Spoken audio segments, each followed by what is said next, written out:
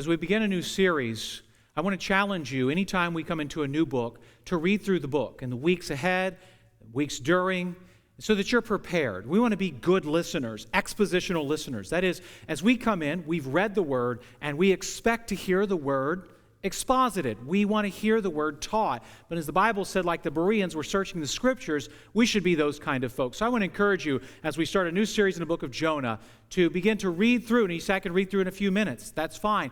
Read through it each week so that you're prepared over the next 4 to 5 weeks as we continue to work through the book of Jonah.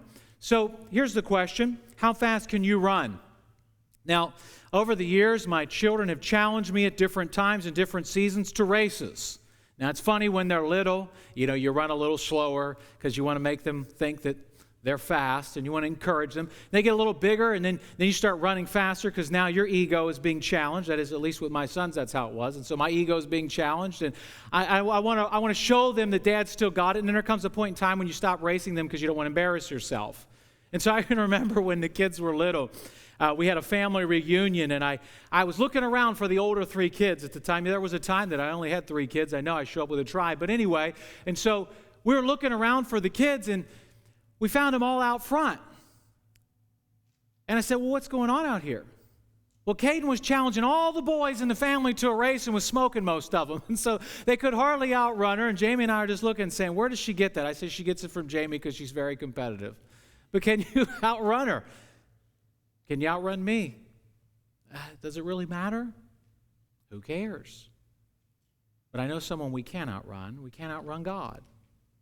Now, if you're on a hiking trip with me or a camping trip and we come across a bear, if I can't outrun you, I'll push you down. And so somehow I'm getting out there first. But you can't outrun God. That's really what we see in the first part of Jonah, is that Jonah is attempting, if you will, to flee from the presence of the Lord. He's trying to run from the Lord, but he can't outrun God. It's impossible. In fact, it's impossible for you to outrun the mercy of God. There isn't any place that you could go, that you could hide from the, if you will, from the presence of the Lord. Wherever you are, wherever you've gone, however long you've been there, you can't outrun the mercy of God.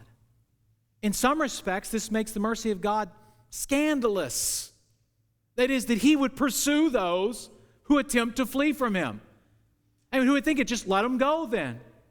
But yet he pursues, and doesn't just pursue, he overtakes and pours out his mercy in abundance to those who are undeserving.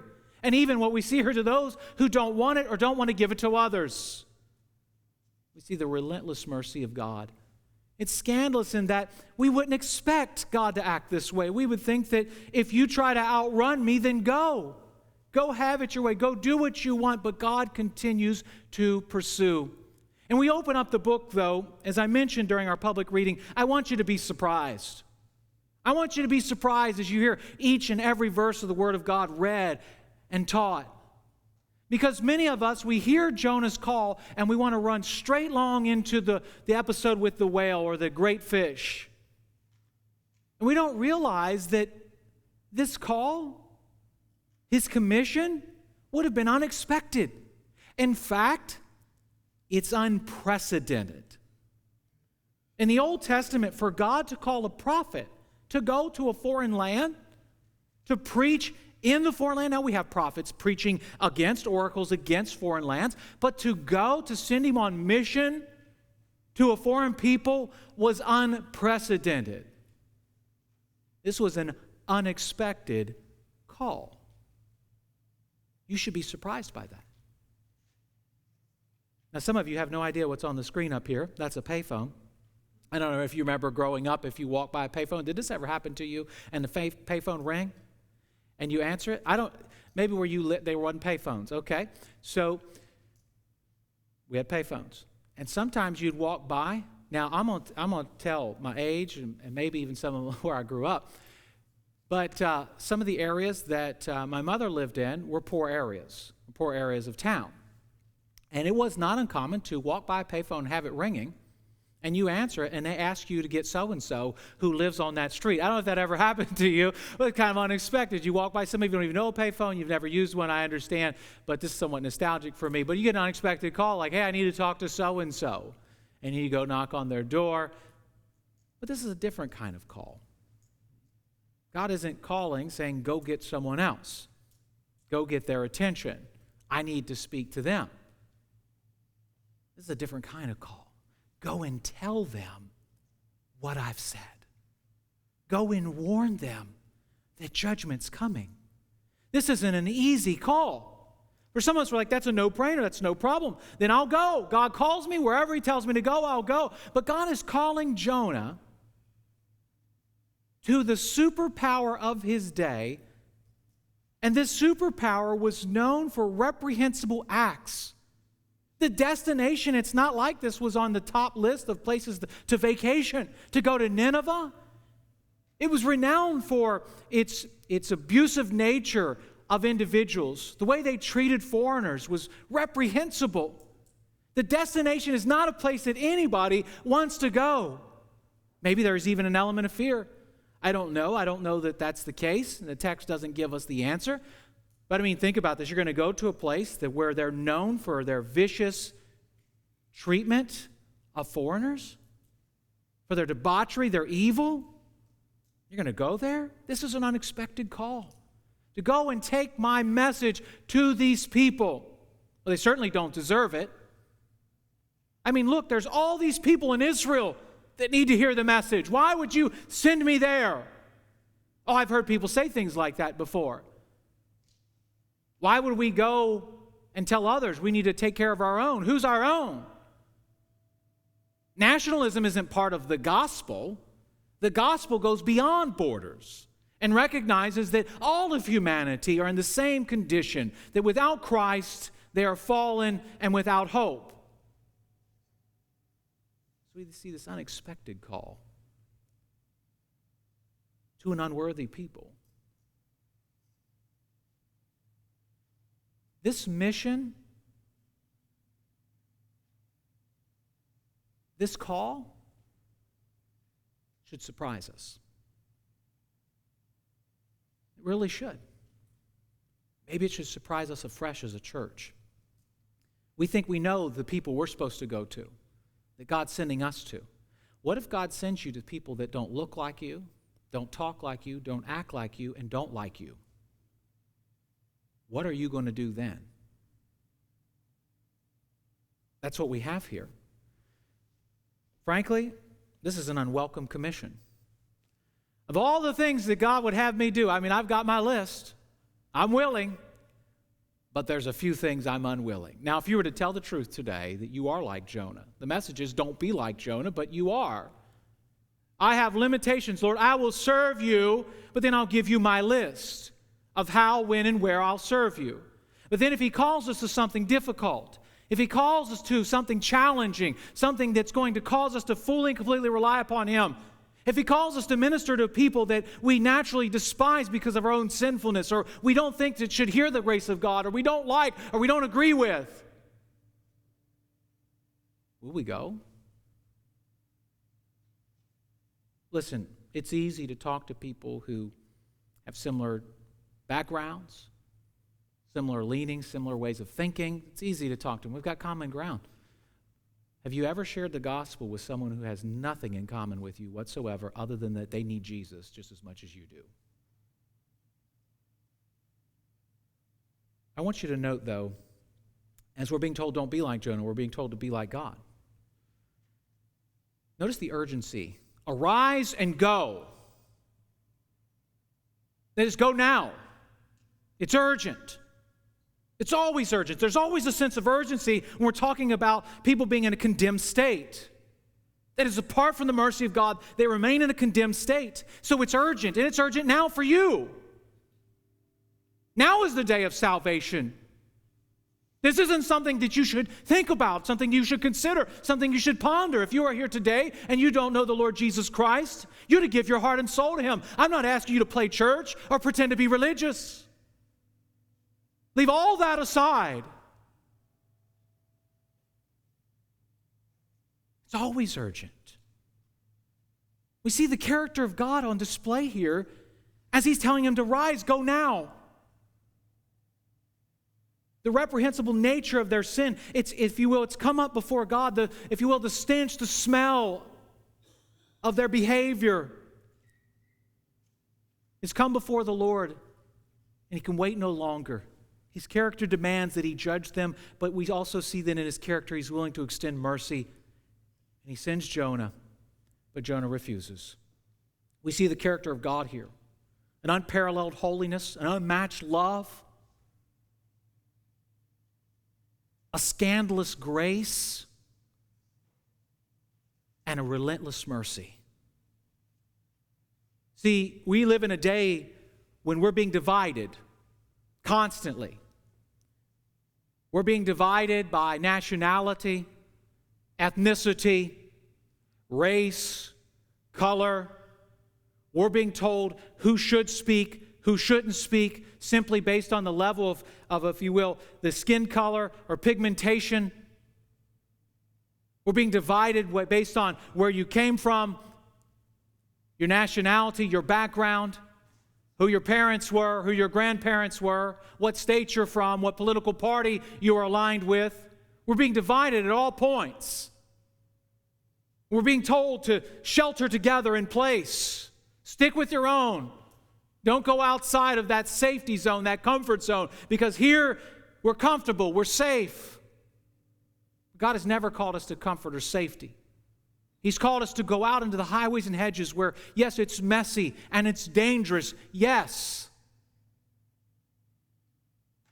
And to tell people about the scandalous grace of God and the relentless mercy. We see Jonah, though, he wants none of it. Somewhat of an unexpected flight. Now, many of you know the story, so you're like, of course Jonah flees. That's the story. But is it commonplace for a prophet of God to jump on a ship and go in the opposite direction? Is that just commonplace?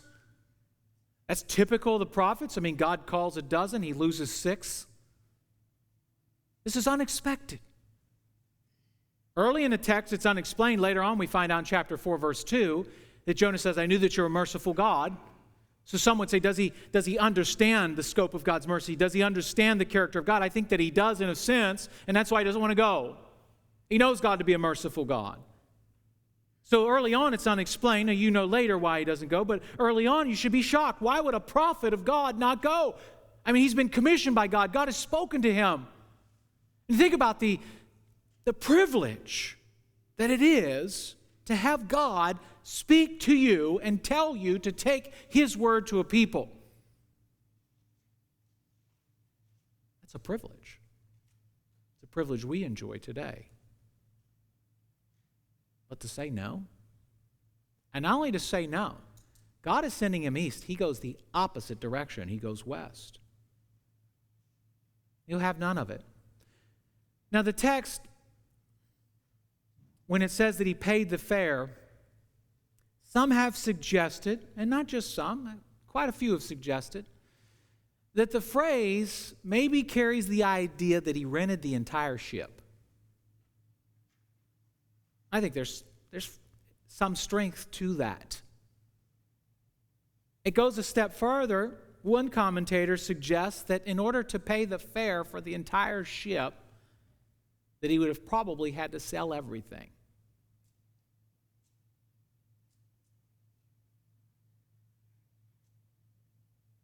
That's not unexpected.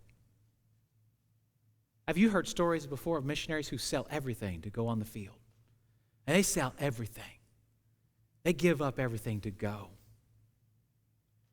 If you've heard of that, this should surprise you. I mean, I've not heard someone tell me a testimony that God called them to a foreign field. God called them to a people, and they literally sold everything and went the opposite direction. I have not heard that. So this is unexpected.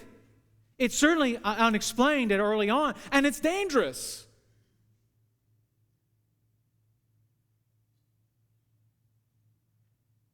So let's just say for a second he does rent out the entire ship. He's down the bottom, fast asleep. Not a care in the world. In that moment, I realized that I'm like Jonah. The Assyrians were going to be judged. The wrath of God was going to be poured out on them. And he was perfectly okay being in the boat, asleep, going the opposite direction. Isn't that just like me? Isn't that just like us? Oh, we've got all sorts of excuses, don't we? I'm busy. I'm raising a family. And then we want to put these ideas in there that, well, when I get my family raised, then I will. When I get my bills paid, then I'll serve the Lord. When things settle down for me, then I'll serve. When everything settles down around us, all the craziness going on, I'll get back to serving the Lord. Listen, if you're doing that, you're never going to be on mission for Christ. You aren't serving the Lord, making excuses, setting dates when you'll start. We see Jonah fleeing here, and there's a certain silence in his objection. He doesn't publicly state why he is leaving. He just leaves. Don't you notice in the text, though, as each time it describes Jonah's movements, it talks about downward. If you will, there's a sense where the narrator wants you to understand that the movement of Jonah is, if you will, demonstrating a spiritual movement, that he's trying to move away from the Lord, something he cannot do. That's physically impossible. But he's spiritually moving downward. That is, that his progression away from what he's been called to is demonstrating a problem with his heart and his mind. He goes west to get away, and he goes downward into the ship as if he doesn't care. Doesn't have a care in the world. He sold everything, and he's headed to Tarshish. Now, where's that at? We don't know. Maybe it was in Italy, maybe Spain. I think that there's a strong argument that it's the southern tip of Spain. It's as far away as he could possibly get in the known world at the time. I think that would emphasize what the narrator's trying to say. But does Jonah really believe that he could flee from the Lord? Now, do you really believe today that you can flee from the presence of the Lord? I mean, where are you going to go that the Lord doesn't see you? Where could you hide that he won't find you? I mean, where is it possible in this universe to stand where God wouldn't see you? Every square inch of the universe belongs to him. He is sovereign over every point on any map. There's not a place where he doesn't see you. Now, on the one hand, that's fearful, is it not? On the other hand, it's reassuring. Does Jonah really believe that he can flee from the Lord? Is that it? Is his theology just so bankrupt? He's like, there's a place I can hide? Does he really believe that God is limited to the geography of Israel? Certainly in the ancient Near East, they did believe that there were gods of different nations, and this was a normal belief. Is that Jonah's belief? I don't think so. I think when you juxtapose the statement fleeing from the Lord with the phrase standing in the presence of the Lord, which standing in the presence of the Lord is synonymous with serving the Lord, if you juxtapose those two statements, I think what you have here is an emphatic statement of saying, I will not serve you. I refuse to serve you. I refuse to serve you on these terms. Does that sound familiar? You ought to, I'm telling you right now, if I was a note taker, I'm writing that down, but I'm putting my name in there because that sounds like me. TJ, I will serve you, God, on these terms. I will not serve you on these terms. Story of my life. The rest of you, very humble saints, I know that that's never been the case for you. Story of my life. Jonah's saying, I think in a sense, I won't serve you on those terms. I won't stand in your presence. That standing in the presence is synonymous with receiving revelation. The opposite is to flee the presence of the Lord, to not stand in his presence, to not be the recipient of revelation, and to proclaim it. Because to receive revelation was to proclaim it. He will not proclaim revelation to those he thinks doesn't deserve it. But it's ironic because we find him back in Kings willing to pronounce that God is going to expand the boundaries of Israel. This isn't the only time Jonah is mentioned in the Bible. He has a prophetic ministry. He's a prophet. And he's saying that he's prophesying that God would expand the boundaries of Israel, but then all he wants to set the boundary limits, doesn't he? We want to see the grace of God all over this community. And then we look at some people in the community, but except for them. Suddenly we're realizing we're more like Jonah than we thought. And maybe thank God we don't live close to the ocean. That's the only thing I've got to say this morning. I'm more like him than I thought. I'll serve you, Lord, but not on those terms. That's dangerous. Is that not dangerous? Is God sitting passively by on the sideline? Hoping beyond hope? No. God is actively carrying out his perfect will, and it is a privilege for us to participate in his redemptive work. Even in Jonah's rebellion, we see the mercy of God. Isn't that like the Lord? There's no one else like him. Even in our rebellion, we won't serve you on those terms, yet he relentlessly pursues Jonah, and Jonah can't outrun the mercy of God. He doesn't want to serve God on those terms, but look what the Lord does. He's not like us. We would just let him go. Fine, if you want to get on that ship, you want to rent the whole thing, you want to sell everything, you want to leave, go. Get out of here, don't come back. Don't let the door hit you on the way out.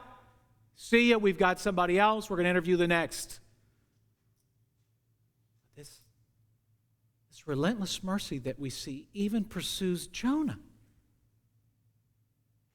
There's something very beautiful here that God is showing us that he's no respecter of persons. That he's extending mercy upon mercy to Jonah. And he's willing to extend mercy to the Assyrians. His mercy knows no limits. His mercy cannot be limited by our presuppositions, by our biases, our prejudices. His mercy cannot be limited. And it's hard for us to see that. We're being told more than ever to hate people because they don't look like us, to reject people because they don't think like us. But the mercy of God crosses over all those boundaries, breaks down those obstacles, and demonstrates that God is absolutely nothing like us. Isn't that amazing? I'm glad that God is not like me. And he's not like us.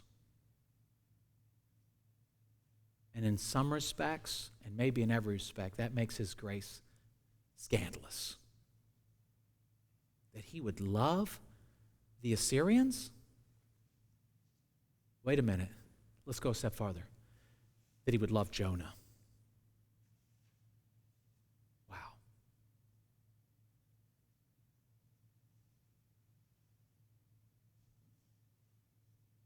An unexpected intervention.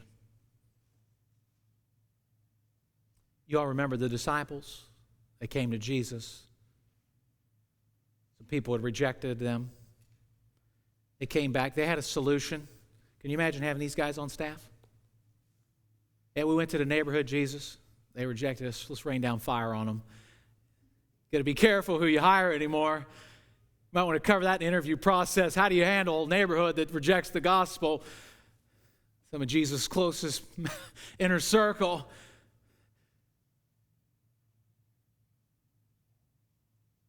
This intervention is unexpected. I mean, let him die. He's the one that rents the ship.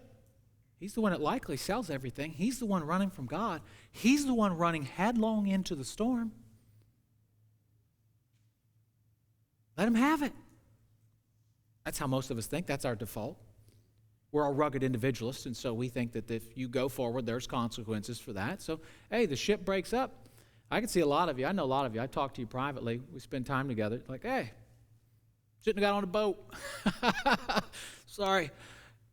Should listen to God. But in some respects, that's exactly how we act. And I thank God that he still radically intervenes in our lives. Now, this intervention is going to shock you because it's not what we expect at first.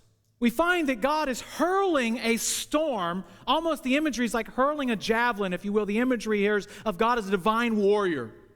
That he's absolutely sovereign over everything. There's no place where he's not sovereign. Now, in the ancient Near East, the Assyrians were claimed to be most powerful and sovereign. They were the superpower. But there was this dichotomy in the mind of the religious person in the ancient Near East that the sea was a place of chaos, uncontrollable, should be feared. And what we have here is a pronouncement that God is absolutely sovereign over the sea. There's no place where he's not completely in control. So he hurls this storm at the ship. Some of you say, where's the mercy in that? I mean, it ain't going to take long, and Jonah's in the water. Hey, that's what you get, you know.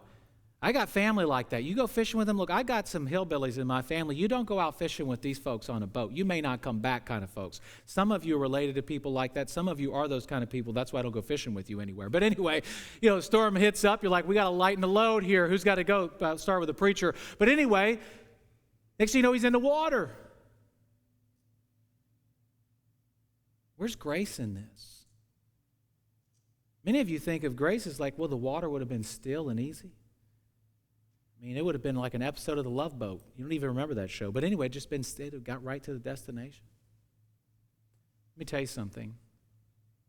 There is grace in that storm, and here it is. At that moment, both the sailors and Jonah were completely and utterly dependent upon God. There's nowhere else to turn. Now, certainly we still see Jonah in his rebellion, but we see an unexpected intervention in an unexpected way. That boat with Jonah aboard isn't going to make it to that destination because God has appointed Jonah to take a message to a people so that they would hear the mercy of God and that Jonah would fully and completely understand it to the extent possible in this life what the mercy of God looks like in his own life and his own ministry. He was going to be able to preach something that he had now experienced. And certainly we still see this ebb and flow of him being upset about it, being mad about it. And listen, I think that's just because he's struggling to conceptualize what's happening around him. The one moment he is somewhat of a nationalist and despises other people, and the next moment he sees literally hundreds of thousands of people repenting. That's a lot to take in a moment.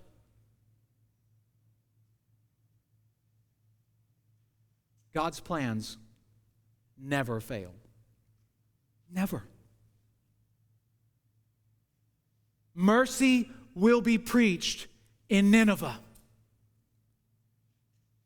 It's certain to happen because God has called and commissioned that it would happen. This storm is the grace of God.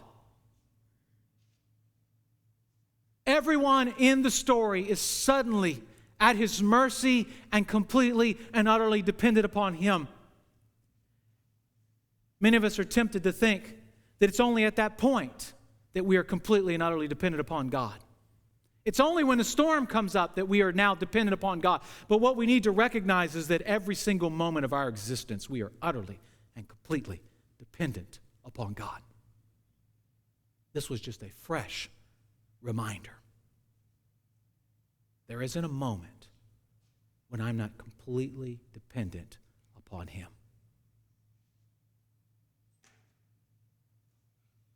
God is still calling people.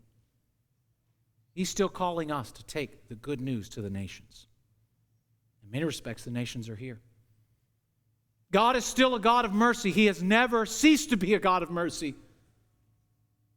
Of a mercy that's unmatched, unparalleled, undeserving to unworthy people.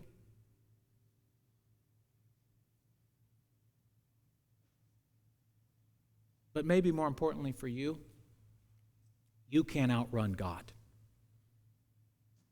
Some of you here today have been trying. You are pretending, but you can't fool God. He knows your heart and mind. He knows your condition. He has brought you here to remind you that He's been pursuing you with His mercy and His grace. Stop running. The running stops today. The grace of God is overtaking you and overwhelming you in ways you never imagined. Suddenly your heart is filled with this rush of love, and your mind is open to the beauty of the gospel, and you say no more. I am yours, Lord, and you are mine. I have tried to outrun you in vain, and I cannot. Your grace is amazing. Your mercy is endless. Have your way, Lord. I am yours. You can't outrun God. Stop trying.